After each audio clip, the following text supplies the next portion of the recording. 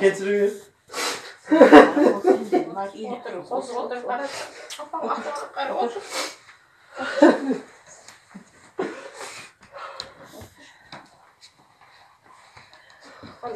Жақсы келіп İyice pişik ortam.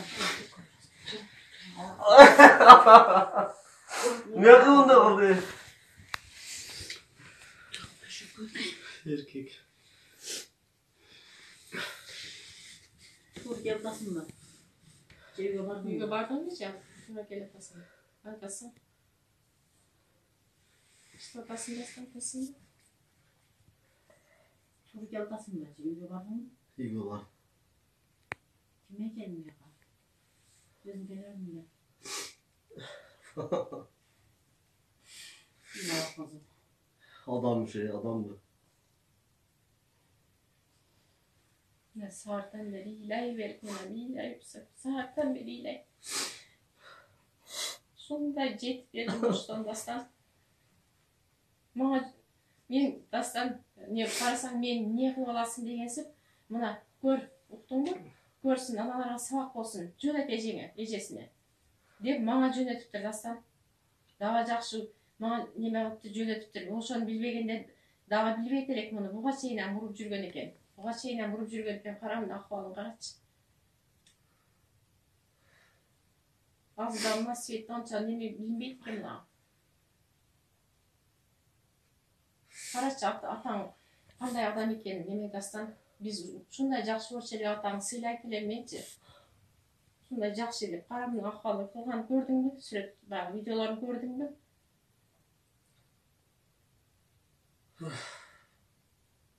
Қаратшы. Мұқашы наркомана мұқшанты ұрбайды. Жөн елі ұрсия майлелі дастан. Жөн елі ұрсия майлелі. Жөн елі үшін шақылақ месаса майлелі ері қатын ұршат дейділік. Балондарды мойнына асуға көрдің бі наркомана мұқшанты бейді дастан қарашы.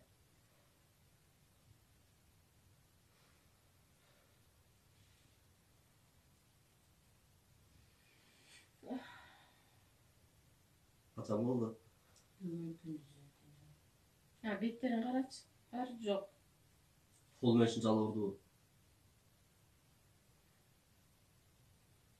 Мұқашы мұндай қылбайды да, мұқашы дағы мұндай қылбайды. Қанты 25 жыл қойнында жатқан қатын үшін тұрады дастан. Мұқашылық та бұл, мұқашылық бұл. Қолын, екі қолын арқа қылымына деп жіпменен байлана қара, ана жіптің іздерін ана қолындағы. Қара, жіптің іздері түсіп қолдары. Adam mesken de. Uyatı жоқ. Uqтай албай ермекше уқтап кетіп міне. Сондай көзімен кетпейді, баяғысы көзімен кетпейді. Uyatı жоқ. Uyga barsan kim var ki?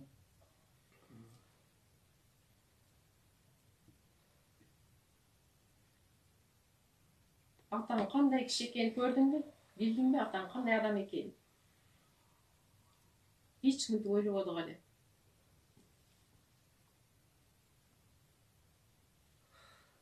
Orayı da işlerimiz. Doktora vardınız mı? Vardı. Апардық докторға, апардық. Уколда жазып берді, алып келді, капельница алды.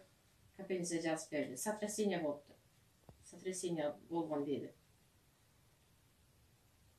Қарашы, нар жақтарын, қарам аяқтарын қарашы, шип. Көңілі болып кеттір. Мұқашы. Қантып чыда бұрда, қантып чыдады. Ұрып атқанда ойланбады ғой. Мұқашы. Оны ұра тұрғанда адамдары жоқ деп ойлады оқшайды бұны. Ата-енесі жоқ бұл жеті. Тағалары жүреді көшеде. Ішіп-шішіп.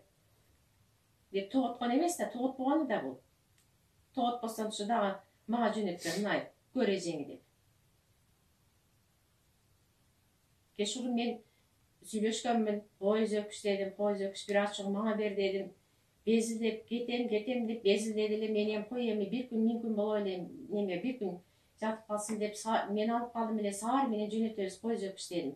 Кой зөкүш десем неме деди. 10 күн болду. Бөлмөдө көп эле кылып урганмын. Әлі көбө кете элек эсинен чыгып калыппы деп деди. Деди анан мен дагы кой дедим. Кой зөкүш бир аз чоң мага бер саар менен кетип калат койгон десем 1,5 saat убакыт берем деди. Saat 9:30 түнкү 9:30 айтты. 1,5 saat убакыт берем деди. 1,5 saatта келбей турган болсо бул үйдө орун жок сиңдиңизге деди. Сиңдиңиз сизге подарка деди. Неме кылбайм деди. Мен бир сүйлөйм. Кереги жок, киресин үйгө. Ошондой деди. Десе да кой дедим, кой зөкүш. Бир аз чоң мага бер дедим, кой мен алып калдым эле. Мен саар менен жөнөтөм. Саар менен кетет койгун дедим. Анан кийин көрдүңбү? Мынаке сиңдиң деп тур, неме тартып мага жөнөтүптүр мынаке. Сабак болсун мыналарга. Деп мага ошо тоготпогону да көрдүңбү? Тоготпогону. Эмесе мен кечкурун айттым, кой дедим. Мынаке сиңдиң эмне кыласың, колуңа эмне келет деп жазып да сүйлөп жөнөтүптүр.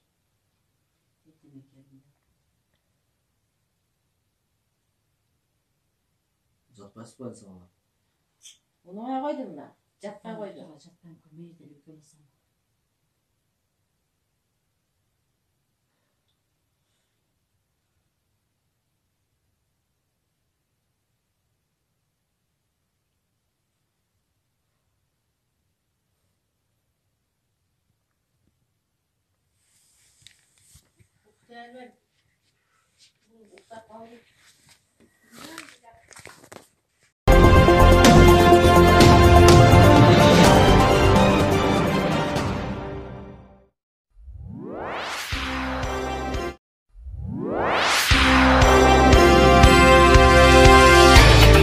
Корду көргөн аялдын уулу энесинен чөгөлөп кечирим сурап ыйлады. Кечээ интернет тармагында 43 жаштагы аялды күйөөсү кордогон видео чыгып, коомчулуктун кызуу талкуусуна алынган. Мойнуна дөңгөлөк илинип кордолгон аялдын уулун энесинен чөгөлөп кечирим сурап ыйлады. Окуяны видеого тартып интернетке чыгарышкан. Апаңды буга чейин дагы уруп келген экен. Биз мынчалык кордоосу билбей кала берет элек. Макачы дагы мындай кылбайт. Кантип 25 жыл койнунда жаткан катынын ушундай кылат. Мен атаңды сыйлайт элем, жакшы адам деп акмак экен. Эч мындай деп ойлогон эмесмин. Атаңдын кандай киши экенин көрдүңбү деп сүйлөп жатканын угууга болот. Видеодогу аялда. Булак элдик медиа.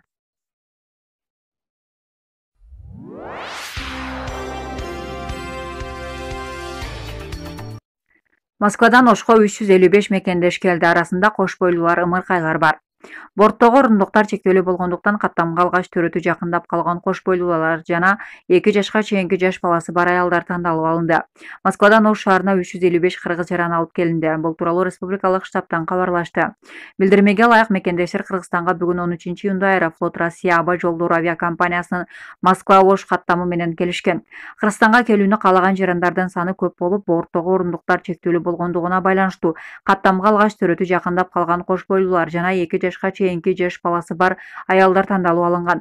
Тизмени диаспора өкүлдөрү медик элчилик кызматкерлеринен турган комиссия түзгөн деп айтылат маалыматта. Бардыгы учуп келген жарандар бекитилген тартипте медициналык процедуралардан өтүү үчүн обсервацияга алына тургандыгы кошумчаланды. Булак Супер KG.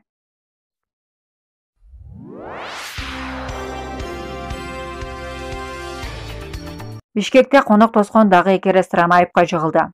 Маалымат кааладагы эпидемиологиялык абалды эске албастан кафе жана ресторандардын көбү шалгак мамиле кылып жатканын белгиледи.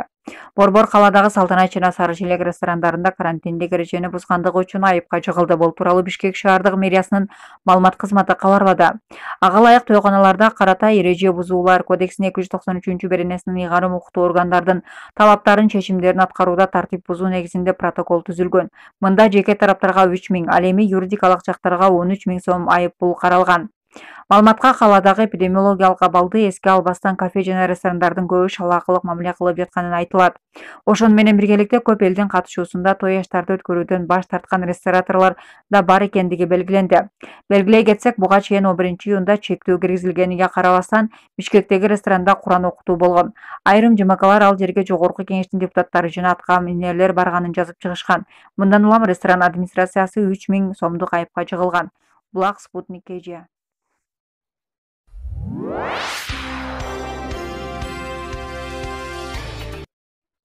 Кытайлык Чан Шевченкодан кантип өйдө туруп калды? UFC рейтинги күмөн болууда. Марттагы рейтингде Валентина Шевченко Кытайдан чыккан чемпион кыз Вейли Чандан бир сапка ылдый туруп калган. Бул Чандын бел курун ийгиликтүү коргоп калышы менен түшүндүрүлгөн. UFC уюмунун оор салмактагы жана жарым оор салмактагы мурдагы чемпиону Даниэл Кроме мыкты мушкер аялдардын рейтинги канча калыс түзүлгөн эместигин айтып чыкты. Бул тууралуу MMA News порталы жазды. Марттагы рейтингде Валентина Шевченко Кытайдан чыккан чемпион кыз Вейли Чандан бир сапка ылдый туруп калган. Чан UFC 248 турниринде польшалык Иона Энджейчикти калыстардын чечими менен жеңип алгачкы ирет бел курун коргоп калган. Ал арада спорт сүйүүчүлөрү 3 ирет чемпиондук наамын алдырбаган кыргызстандык мушкерди кантип бир сапка ылдый түшүп ордуна кытайлык спортчу туруп калганын түшүнбөй калышкан. Мен Вейли Чанды сыйлайм, бирок ал азыр спортто Шевченкодон өйдө турбашы керек.